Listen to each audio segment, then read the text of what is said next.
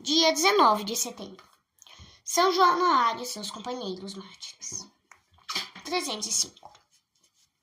Na Catedral de Nápoles é celebrada hoje a grande festa com oitava, a que vem assistir milhares de fiéis, não só da cidade, como da circunvizinhança e de toda a Itália.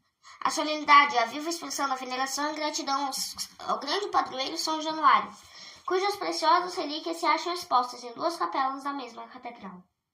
Em uma dessas capelas é conservado o corpo do santo, quando a outra é o repositório da sua cabeça e de duas ampolas de vidro com o sangue do mártir, recolhido por uma piedosa mulher logo depois da decapitação deste. Todos os anos, no dia de hoje, é observado o milagre de São Januário, que consiste na liquefação do sangue contido nas ampolas, no momento que estas são aproximadas da cabeça ou de qualquer uma das relíquias do santo. Sobre o fato não pode haver a mínima dúvida, pois tem sido presenciado por milhares de pessoas, e cientistas de diversos credos têm se ocupado deste fenômeno sem que tivessem achado uma explicação natural do mesmo.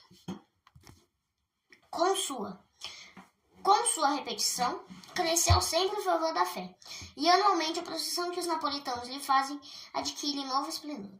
Chamam-lhe a procissão das Grenaudas, porque os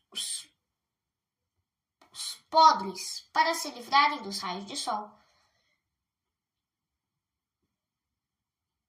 pois os padres, para se livrarem dos raios do sol, enfeitam a cabeça com grinaldas de flores. A cabeça de São Januário está encastoada num busto de ouro e prata, presente do rei Carlos II de Anjou, e é anualmente levada em procissão. Seguida à tarde de outra que transporta a ampola do sangue miraculoso, procissão cujo termo é a igreja de Santa Clara. São Januário, provavelmente descendente dos nobres de Januário de Nápoles, era bispo de Benevento.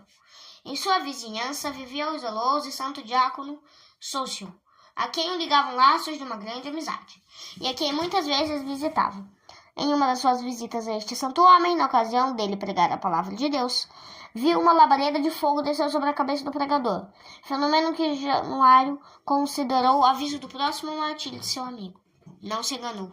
Em 303 rompeu a última mais cruel perseguição contra a igreja, sendo Diocleciano imperador. Dracôncio, governador da campanha, cumprindo a ordem imperial, exigiu de Sócio que prestasse homenagem às divindades nacionais.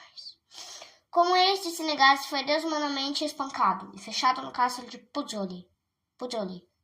A mesma sorte tiveram diversos cristãos. Mal soube Januário o que tinha acontecido a seu amigo, foi visitá-lo, a ele e seus companheiros de prisão, e animou-os com sua palavra de amigo e bispo.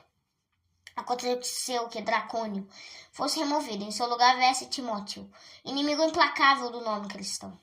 Uma das suas primeiras determinações da campanha anticristã foi o aprisionamento de Januário, a quem foi exigida a apostasia de fé pela homenagem que havia de prestar aos deuses.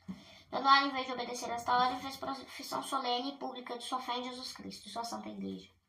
Imediatamente veio a ordem do governador para que fosse lançado em uma fornalha ardente. Deus, porém, protegeu seu filho e servo. O fogo, em vez de atacar e consumir a inocente vítima, veio com ímpeto sobre os carrascos e os feriu gravemente. 3 dias teve que passar dentro da fornalha para depois ser novamente encarcerado e barbaramente espancado.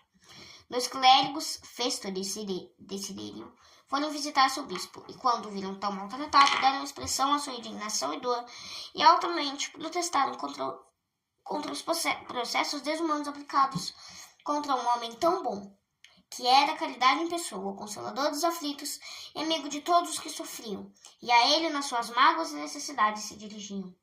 Resultado foi que também estes 2 homens foram presos e juntos com Januário levados à presença do imperador. Quem são estes homens? Indagou este com voz de trovão. Um é meu diácono, o outro meu lector, respondeu placidamente Januário. São cristãos? Januário. São, e espero que não negarão nosso Senhor Jesus Cristo. Isso nunca! Exclamaram ao mesmo tempo os 2. Somos cristãos e prontos para dar a vida por Cristo.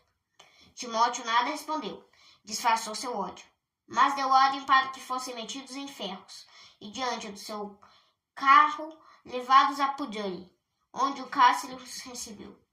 Longe de se lastimar, os santos homens muitos se felicitaram mutuamente por se acharem caminho para o martírio. Pediram a Deus a graça da perseverança. Já no dia seguinte foram transportados para o anfiteatro. Lá se espelhava o governador e muito povo, ávidos de assistir à cena de animais ferozes e famintos se atirarem sobre vítimas inermes.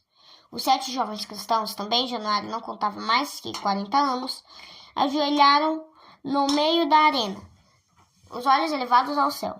Mal se abriram as jaulas, os leões com rugidos formidáveis se precipitaram sobre os 7 homens. Mas que maravilha! Como contidos e domados por mãos invisíveis, se deitaram aos pés dos confessores, sem lhes causarem mal algum. O povo, diante deste milagre, não se conteve, em altos brados felicitou-os. Timóteo, porém, perturbado e humilhado, deu ordem da decapitação imediata. Outro fato maravilhoso acompanhou esta ordem desumana. No mesmo momento também em que proferiu a sentença de morte sobre Januário e seus companheiros, ficou cego. Em sua confusão e aflição, Suprema recorreu à própria vítima, a Januário, suplicando que o socorresse. O santo bispo rezou sobre ele, fez sinal da cruz sobre os olhos amortecidos e esses se abriram, completamente curados. Não obstante, o monstro manteve a ordem na morte, talvez por medo do imperador enfurecido, ou pelo fato de quase 5.000 das pessoas presentes no anfiteatro, além de aclamarem os cristãos, terem declarado a favor da fé cristã. Os corpos dos mártires foram retirados pelos cristãos e com todas as honras sepultados. 7 anos depois, quando pela conversão do imperador Constantino houve grande mudança na política romana, os beneventinos retiraram as relíquias de seus sacerdotes, Festo e Desidério. As de São Januário, porém, ficaram em Nápoles. Diversas tentativas de obterem esta preciosidade não tiveram resultado. Em 825, o príncipe Cico de Benevento, quando com forte exército veio assediar Nápoles, se apoderou do corpo de Santo Mártir, que, como em triunfo, foi trasladado para Benevento. A cabeça e a ampola com sangue ficaram em Nápoles. Só em 1480, o imperador Fernando de Nápoles recuperou a santa relíquia para a cidade. Reflexões. Os judeus olhavam com horror os cadáveres, mas os cristãos consideravam-nos preciosos, porque eles foram a habitação do Espírito Santo. 1 Coríntios, capítulo 3, versículo 6. E são como uma semente, de onde germinará um corpo glorioso no dia da ressurreição. 1 Coríntios, capítulo 15, versículo 42. Veneramos as relíquias dos santos para adorar aquele e quem por elas morreram, São Jerônimo. O próprio Deus honra as relíquias, porque se serve delas para operar milagres. Já os hebreus conservavam religiosamente as relíquias. Moisés levou do Egito o corpo de José. Êxodo capítulo 3, versículo 19. Os cristãos imitaram-lhe o exemplo. Os túmulos dos mártires foram desde a mais alta antiguidade os sítios onde se construíram igrejas e altares para ali celebrar o santo sacrifício na missa. A igreja conserva as relíquias em preciosos relicários e adorna-as de flores e de pedras preciosas.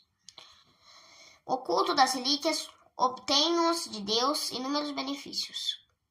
Concílio de Trento, 25. As relíquias são fontes de salvação, de onde correm para nós os benefícios divinos. A vontade de Deus fez brotar uma nascente da penha do deserto. Êxodo capítulo 16. E faz brotar também das relíquias dos santos uma nascente de bênçãos. Os corpos dos santos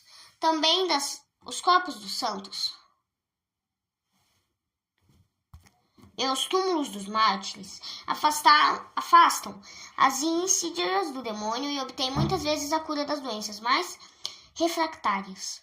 A veneração dos corpos mortos serve, pois, para restituir a saúde aos corpos vivos.